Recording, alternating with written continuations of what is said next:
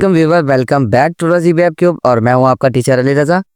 और आज के इस लेक्चर के अंदर हम डिस्कस करने वाले हैं अडोबी एक्सडी के एसेट्स के ऊपर कि एसेट्स लाइब्रेरी क्या चीज़ होती है। जी हाँ, कुछ चीज़ें जो थी मैं कहता हूँ कि साथ साथ वो क्लियर होती जाएं तो अच्छी चीज़ है। आपको याद होगा कि जब हम कोई भी टूल करते हैं नेक्स्ट आने वाले लेक्चर के अंदर उन्हीं का ही इस्तेमाल किया जाता है। तो आज इस लेक्चर के अंदर भी हम एसेट्स लाइब्रेरी के ऊपर डिस्कस करेंगे कि वो होती क्या है और वो काम कैसे करती हैं। अगर फॉर एग्जांपल मैं यहाँ पर वेब के अंदर आकर ये वाला साइज क्लिक करता हूँ, क्लिक करने के बाद मेरे पास वाइट कैनवस ओपन हो जाएगा। जैसे कि ये देखा जाए मेरे पास ये कैनवस ओपन हो गया। अब हमने क्या करना है कि इसके ऊपर ही सारा काम करना है। पहली बात तो ये है कि यहाँ पर ऑलरेडी इन मेन्यूज़ के बारे में हम पढ़ चुके थे और यहाँ पर आपको प्लगिंग लेयर्स और यहाँ पर एसेट्स लाइब्रेरी नज़र आ रही है। अगर आप सिंपल सा इसके ऊपर क्लिक करते हैं, एसेट्स लाइब्रेरी के ऊपर क्लिक करते हैं, तो आपके पास ये कुछ ऑप्शंस यहाँ पर आपको नज़र आ रहे हैं। अगर आप यहाँ पे क्लिक करें, ऑटो कर दें, कलर कर दें, करैक्टर कर दें, कंबाइन कर दें, और ये वाली चीज़ें भी हम आहिस्ता आहिस्ता आगे चलकर डिस्कस करते रहेंगे। फर्स्ट ऑफ ऑल तो यहाँ पे देखा जाए तो मेरे पास एक वाइट कैनवस आ गया। अगर मैं इस वाइट कैनवस को मैं एक्चुअल में छोटा कर लेते हैं। वो वेब का टैब लिया था टैब हमने, लेकिन वो बड़ा था, लेकिन मैंने छोटा कर दिया। आप कोई भी ले सकते हैं साइज कि आपको बाद में छोटा ना करना पड़े। अगर मैं यहाँ पे क्लिक करके एक रेक्टेंगल क्रिएट करता हूँ, जैसे ही मैंने रेक्टेंगल क्रिएट किया, सबसे पहले से कंट्रोल जी करते हैं। अब यहाँ पर देखें तो ये वाले कुछ ऑप्शंस आपको नजर आ रहे हैं, ये अनविजिबल है। इनको यूज क्यों करना है या ये काम कैसे करेंगे, ये सबसे ज्यादा इंपॉर्टेंट है। जैसे ही मैंने यहाँ पर एक रेक्टेंगल लिया, रेक्टेंगल मैंने यहाँ पे क्रिएट किया। अगर मैं इसको जूम करके दिखा दूँ आपको मजीद, तो अब आप देख सकते हैं कि ये आपको जो रेक्टेंगल नजर आ रहा है उसके स्ट्रोक भी नजर आ रहा है। और अगर जैसे ही मैं यहाँ पे क्लिक करता हूँ तो आपको ये दो कलर दे रहा है। एक तो ऑब्वियसली हमारा जो रेक्टेंगल था उसका वाइट कलर है, और ये जो आपको ये वाला कलर जो नजर आ रहा है ये बेसिकली हमारे स्ट्रोक का कलर है। अगर मैं यहाँ पे नीचे आकर इसके स्ट्रोक का कलर हाइड कर देता हूँ और यहाँ से अगर मैं इसका कलर चेंज कर देता हूँ, फॉर एग्जांपल ये मैंने कलर फॉर एग्जांपल कोई भी कलर कर लें जो आपको अच्छा लगता है। ओके, ये मैंने कलर कर दिया। कलर करने के बाद अब मैं क्या करूँगा, सबसे पहले इनको मैं यहाँ से राइट क्लिक करूँगा। क्लिक करने के बाद अगर मैं इनको करता हूँ डिलीट, ये वाला भी पकड़ूंगा यहाँ से और इसको भी कर दूंगा डिलीट। अब ये जो मेरे पास कलर आ रहा था इसके अंदर मैं अगेन यहाँ से कलर फिल करूंगा क्योंकि हमने कोई और कलर लिया था तो वो डिलीट हो गया था। ओके, ये कलर कर दिया। अब कलर करने के बाद जैसे ही आप यहाँ पे क्लिक करते हैं आपका कलर यहाँ पर आ जाएगा। मैं अगर यहाँ पर एक सर्कल लेता हूँ, यहाँ पर मैंने एक ट्राइंगल ले लिया और यहाँ पर एक लाइन ले लेता हूँ। लाइन तो बेसिकली काम नहीं करेगी, इसको डिलीट ही करते हैं। और इसके अलावा अगर आप एक ओवल लेते हैं, ओवल ले लिया। लेने के बाद अब देखा जाए तो अगर मैं इन सब को इस तरह सेलेक्ट कर लेता हूँ, सेलेक्ट करने के बाद अगर मैं इनके अंदर यही कलर अप्लाई करूंगा तो ये कलर आ जाएगा। दूसरी बात, नीचे जाके आप इनके बॉर्डर्स का कलर भी नन कर सकते हैं। एक और मजे की चीज बताऊंगा आपको, अगर मैं यहाँ पर फ्रेम के अंदर आकर एक मैं फ्रेम ले लेता हूँ, ये दो फ्रेम हो गए हमारे पास। एक ये वाला फ्रेम ये भी बेसिकली वेब का था, लेकिन हमने इसको मोबाइल साइज के अंदर कन्वर्ट कर लिया और ये भी मेरे पास वेब का नजर आ रहा है।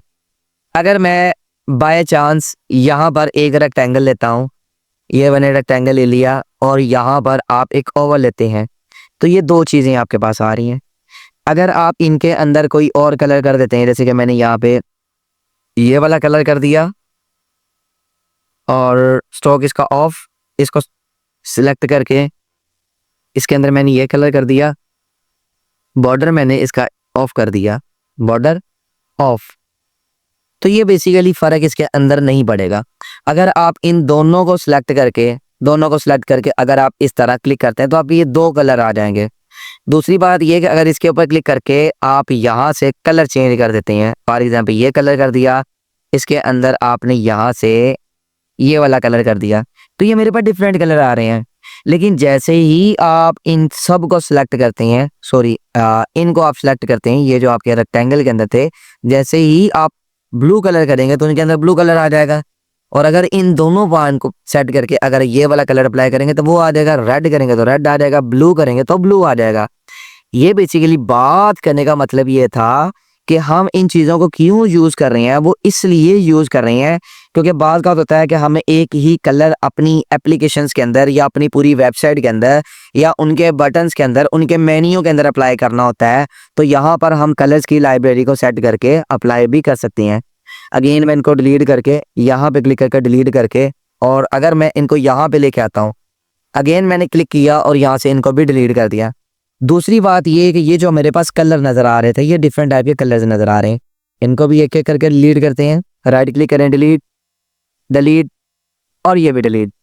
अब हम क्या करेंगे, यहाँ पे टेक्स्ट लेते हैं। मैं यहाँ पे टेक्स्ट लेके अगर मैं टाइप करता हूँ रजी क्यूब और आल्ट के साथ सिलेक्ट कर लें, और अगर आप नीचे आ जाएं तो यहाँ से आप इनके फ़ॉन्ट का साइज जो है वो चेंज कर सकते हैं। फॉर एग्जांपल यहाँ से अगर मैं फर्स्ट ऑफ ऑल आप इनको सिलेक्ट करें और यहाँ से 40 पिक्सल कर दें तो ये कुछ बड़ा हो जाएगा। आप चाहे तो सिलेक्शन टूल के साथ इनको इस तरह बड़ा भी कर सकते हैं। दूसरी बात ये कि ये जो आपको टेक्स्ट नज़र आ रहा है, अगर मैं इनको एरियल सर्च करता हूँ सबसे पहले तो, क्योंकि जो नॉर्मली है वो मेरे पास एरियल फॉन्ट है, मेरा आदिल है, ये है ना एरियल। अच्छा, एरियल जो है बेसिकली हर जगह पे यूज़ किया जाता है। अब आपने ये जो कलर सेट किया था, आप नीचे आ जाए तो यहाँ से अगर आप इसका कलर चेंज कर देते हैं, red, green, blue, white, yellow, purple, orange, जो भी कलर अप्लाई करना चाह रहे हैं वो आप अप्लाई कर सकते हैं। अगेन यहाँ पर इनके वेट को, फ़ॉन्ट को बोल्ड कर दें तो ये मेरे पास मेरा फ़ॉन्ट आ गया। अगेन मैं क्या करूँगा, इसी फ़ॉन्ट को सेलेक्ट करके अगर मैं यहाँ पर आकर इसका, ये मेरा जो फ़ॉन्ट था वो एरियल था, उसका कलर भी यहाँ पर आ गया। अगर आप यहाँ पे क्लिक करके इसकी कलर प्रॉपर्टी को सेव करेंगे तो वो ऑटोमेटिकली यहाँ पर सेव होगी। इसके अलावा अगर मैं कोई और टेक्स्ट लेता हूँ, यहाँ पर अगर मैं लिख देता हूँ सिंपल सा वेब क्यूब, ये सिंपल सा लिख दिया, लेकिन अगर आप यहाँ पर इसका कलर चेंज कर देते हैं, फॉर एग्जाम्पल ये आपने कलर चेंज कर दिया, सिलेक्ट करें, यहाँ पर आकर अगर आप इसका कलर चेंज करते हैं तो कलर चेंज हो जाएगा। वो एक्चुअली में हमने रेड कलर सेलेक्ट किया हुआ था, जिसकी वजह से वो रेड कलर इसके अंदर अप्लाई होगा। अगेन अगर मैं टेक्स्ट कलर लेने से पहले यहाँ से अगर इसका कलर चेंज कर देता हूँ, यानी black, brown, green, blue, white, yellow, purple कोई भी कर देते हैं, तो अगर आप यहाँ पर करते हैं क्यूब कर दें या वेब क्यूब वेब कर दिया, लेकिन आप क्यूब भी वेब मास्टर भी कर सकते हैं, कुछ भी लिख सकते हैं।